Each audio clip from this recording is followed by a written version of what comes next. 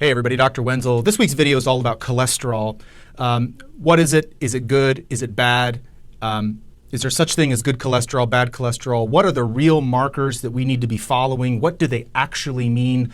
What have the last 10, 12, 15 years of cardiovascular research and studies actually shown us about how to extract our actual risk factor for atherosclerosis, heart disease, stroke, from our cholesterol numbers? It is stunning to me the amount of confusion that still remains around this. Embarrassingly, I have been confused up until very recently, and I, in large part, consider myself to be a student of these topics, constantly digging into these things. And honestly, the truth is, it's confusing.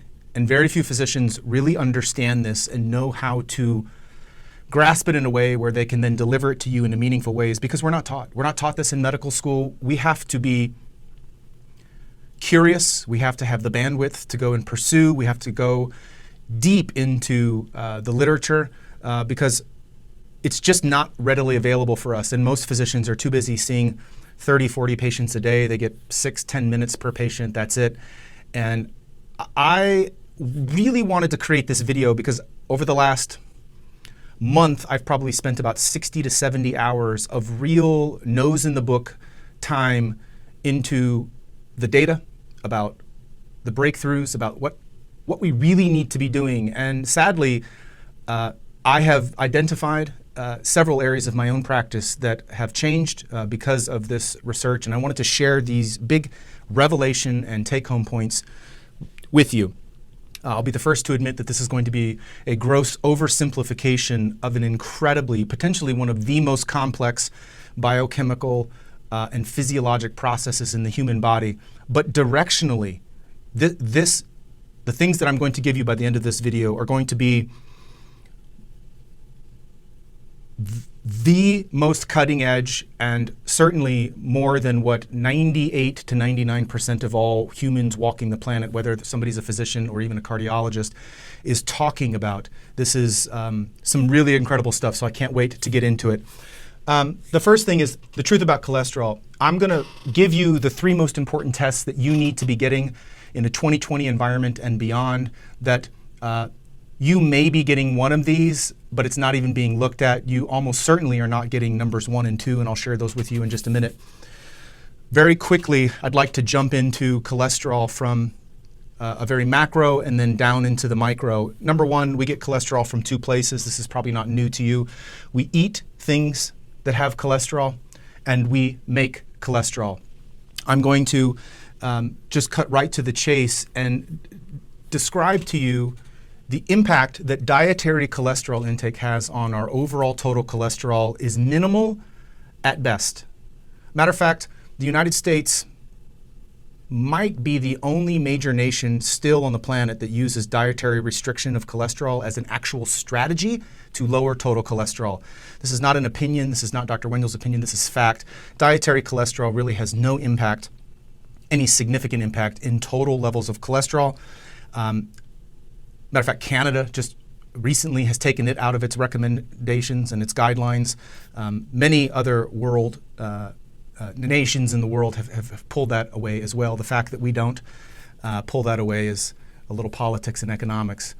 But without delving too much into the biochemistry, simply, when we eat cholesterol, there are 2 forms of cholesterol. One is esterified and one is unesterified. The majority of cholesterol that we consume through diet is cholesterol that has been esterified. It's commonly abbreviated as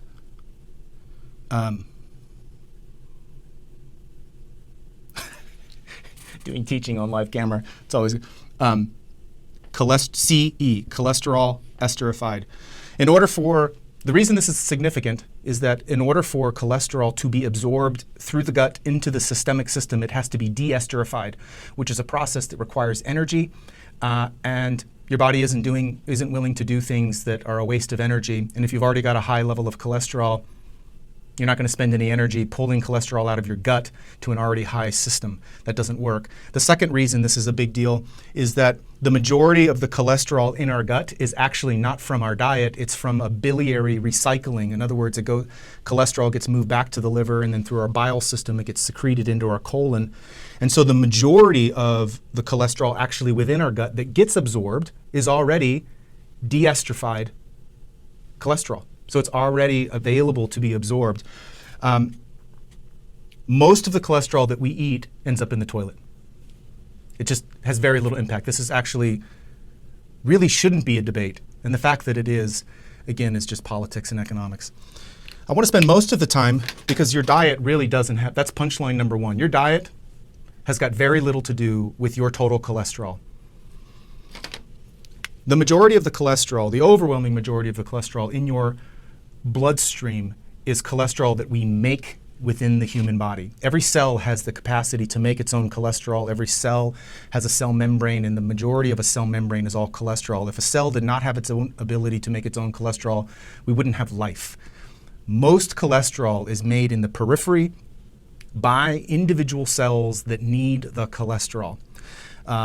To a lesser extent, but still not insignificant, the liver can also produce cholesterol and creates a cholesterol storage in the event that we synthesize in the periphery. Cholesterol that we make comes in two major forms. Number one is a category called ApoA1. This is essentially a type of cholesterol that we commonly know as HDL. The other category is something called ApoB. ApoB is a category that includes things like LDL, VLDL from the liver, IDL, and a couple of other particles. But all of these collectively become the ApoB component of your endogenous cholesterol synthesis. The challenge when we look at a typical lipid panel looks something like this. You have total cholesterol, you have LDL, C, HDL, C, and then triglyceride. What we know is that in total cholesterol, we have these components, the HDL, the ApoA1s, which are actually protective. They're cardiovascularly protective. These are considered our good cholesterols. These ApoBs are what have been shown to be atherogenic. These are the variables that ignite the fuels and fuel the flames of atherogenesis, atherosclerosis, heart disease, stroke, hypertension. And what we know is that these all vary in density, and they all vary in size, and they all vary in number. So there are many areas that we could choose to focus in reducing risk. Historically, we have been taught and trained to look at the total amounts and then the concentration and not the number of particles. And again, I won't go into this, but this is after combing through the last 15 years of data from some of the biggest, largest cardiovascular trials on the planet, namely the Framingham study, the MESA trial. These are all the best cardiovascular studies that have ever been done, and we've been going back now and extrapolating long-term data from these people, really understanding what these mean. LDL absolutely is shown to be causative in cardiovascular disease. The problem is that it's not the concentration, it's the number. And we only get reported the number of LDL. And so LDL-C, which is how every single lipid panel looks, reports in concentration and not number, so it's inaccurate and will miss approximately 20 to 25% of people who have atherosclerosis, but we're undercalling it because their LDL-C is in an optimal range when their particle number is elevated. This gets a little technical, but here's the deal. If LDL P and total LDL cholesterol are concordant, in other words, they're the same value, then we can trust LDL-C to be predictive. But if there's a discordance, in other words, somebody has a low LDL-C, but they have a high number of particles, this is actually a discordance, and it has been shown that the LDL-C is not predictive at all. This is Tim Russert. Tim Russert had an LDL cholesterol of 70, which by any standard is at or beyond goal. Meanwhile, he died of a sudden cardiac death from an acute coronary event because his LDL-P was through the roof. This is where we can miss people. This is where people with normal cholesterol numbers, normal LDL, end up with massive heart attack. How can that be if LDL is the problem? It's not that LDL is the problem in concentration, but in numbers. You can have a high concentration of them, but not very many numbers if you've got big, fluffy LDL. But if you've got small, dense, multiple of LDL, this is a major, major problem because the literature is very clear. It is number over concentration all day long. It is how many LDL do you have in the bloodstream, not how much space does it occupy, because then that leaves a variable for size of the individual unit of LDL. LDL-P is 95% of these ApoBs, 95, 98% of this ApoB is going to be found in LDL. So you can actually look at LDL-P, or you can just get an ApoB and measure all of these because we know that these are the problem. I hope this doesn't confuse, but here's the punchline. We have been told and taught and trained and led to believe that as long as our total cholesterol is under 200 and that our LDL-C is under 100, we don't have any risk factor for cardiovascular disease as far as cholesterol goes. That's only true if our LDL-P is concordant with this. Otherwise, this is not predictive. And the only way you can know whether these are concordant is you have to measure.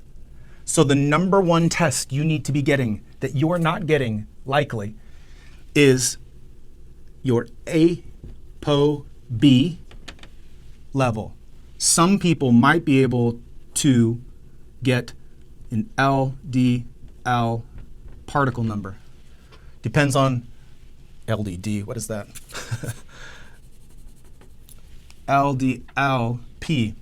Some lab companies will only do the ApoB. Some have the technology to flesh out the LDL. These are interchangeable because ApoB is made up of about 95% of it is LDL-P anyway. This is the most important test that you're not getting, because what this test will give you is this LDL-P. Now all of a sudden we can say this LDL-C that we have, can we trust it? Because if there's a discrepancy, you always lean on this value. This value, if it is high, is a cardiovascular risk factor. It does not matter what this is. So this is the most important test. Next most important test that you need to be getting, that you're not getting, likely, is something called LP little a. I'm not going to spend a bunch of time explaining exactly what that is, but this is a surface protein on these large macromolecules that transport cholesterol around our body, and we have found that when these levels are high, there is a high level of concordance with cardiovascular. This is Bob Harper from Biggest Loser. Yeah, he had a massive heart attack, went into cardiac arrest, and was revived and was in the ICU. Turns out, how does Bob Harper have a heart attack? He has an unbelievably high LP little a. This is a one-time test. Typically, you only need to check one time. But this is a very simple test to see if you have any underlying predisposed. There's nothing you can do to, this is more genetic, but you need to know this for your overall risk stratification. And the last thing that you need to know is your triglyceride to HDL ratio. Anybody who's been following me for a period of time knows how much I've been talking about this, because this particular ratio of the three is the only thing you could actually extract from a traditional lipid profile, but nobody's checking. Like nobody's checking. As your triglycerides begin to rise above HDL, we start to show correlation to cardiovascular disease. You want this less than 4. When it's above 5, This is what we call metabolic syndrome. I've created a lot of content around metabolic syndrome at the root of insulin resistance that are fueling the flames of obesity, cardiac disease, stroke. This is something that you've got to get your head around. So, 2 major take-home points. Your diet is not affecting your cholesterol numbers. Number 2, your doctor likely is not getting the right test for you to actually know what your risk of heart attack, stroke, and hypertension are based on cholesterol alone, unless you're getting the following exams. You need ApoB or LDLP, you need an Lp(a), and you absolutely need to be tracking over time your triglyceride to HDL ratio. I hope this video was helpful for you. Please leave all the comments you would like. I'll be in the comments answering those. Share this with someone who you think it might benefit. And I hope it's useful for you guys. Take care.